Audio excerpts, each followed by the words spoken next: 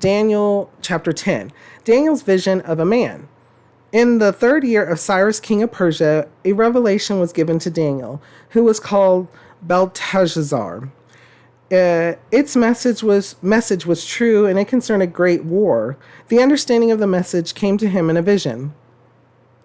On the 24th day of the first month, as I was standing on the bank of the great river, the Tigris, I looked up, and there before me was a man dressed in linen, with a belt of the finest gold around his waist. His body was like chrysolite, his face like lightning, his eyes like flaming torches, his arms and legs like the gleam of burnished bronze, and his voice like the sound of a multitude. I believe this is a vision of Jesus returning. Let's continue. I, Daniel, was the only one who saw the vision. The men with me did not see it, but such terror overwhelmed them that they fled and hid themselves. So I was left alone, gazing at this great vision. I had no strength left. My face turned deathly pale, and I was helpless. Then I heard him speaking, and as I listened to him, I fell into a deep sleep, my face to the ground. A hand touched me and set me trembling on my hands and knees. He said, Daniel, you who are highly esteemed, consider carefully the words I am about to speak to you, and stand up, for I have now been sent to you. And when he said this to me, I stood up trembling. Then he continued, do not be afraid, Daniel. Since the first day that you set your mind to gain understanding and to humble yourself before your God, your words were heard, and I have come in response to them. But the prince of the Persian kingdom resisted me 21 days. Okay, so this may be just another angel. This might be Gabriel again. Some believe it's Gabriel, some believe it's another angel. Okay. Oh, here it is. Okay, sorry. Let's continue. Okay, so, but the prince of the Persian kingdom resisted me 21 days. So it's an angel. Okay, then Michael, one of the chief princes, came to help me because I was detained there with the king of Persia. So Michael is an angel, came to help this other angel. Okay. Now I have come to explain to you what will happen to your people in the future, for the vision concerns a time yet to come.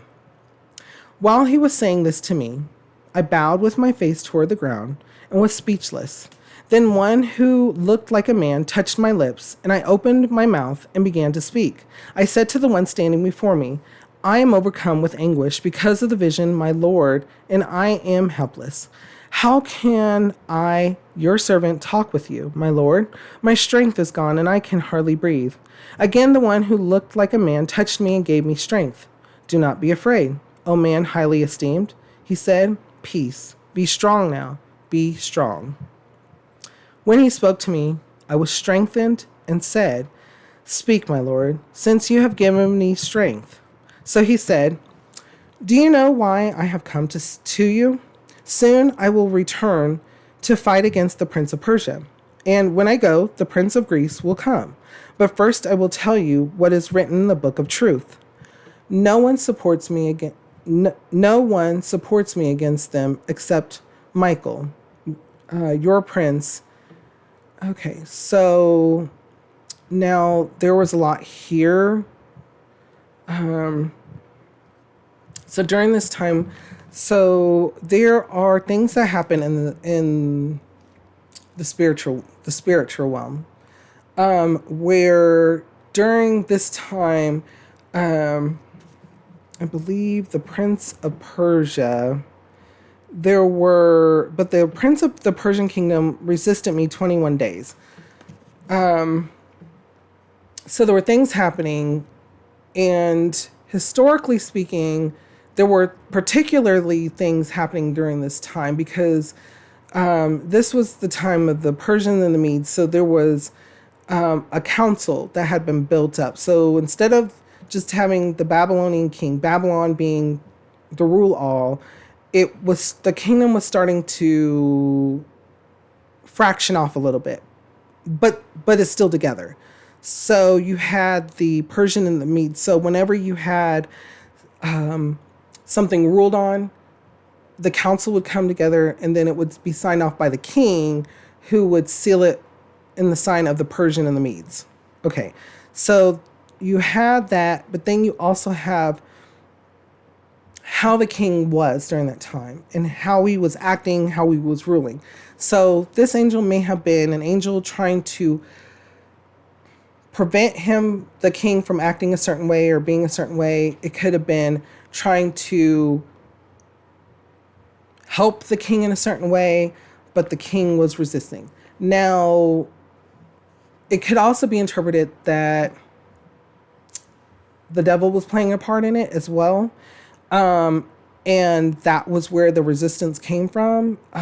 So many Bible scholars believe back and forth what this was about. This was something that was of importance. So this angel was detained for a time, but then came at the right time to speak to Daniel. So there was no how do I angel was saying that he was detained, but the timing of this was still correct. There was a reason for the detainment, and then the timing of the revelation by the angel to Daniel came on time. Okay, so I know there's a lot here. We can look at it as in, we may not understand things today, but we will, or this very minute, or this very hour, or later today, or tomorrow, or this week, or this month. But there will be a time of revelations where things will come out.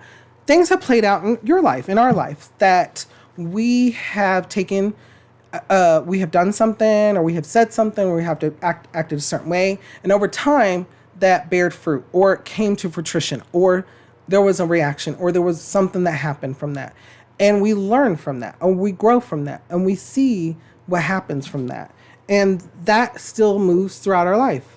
Sometimes we go through something we don't know, but there will be a time of revelation. So we can look forward to that. What kind of thought, before we go on though, what kind of thoughts or feelings come to your mind when we read over this? How does it make you feel, and what does it make you think?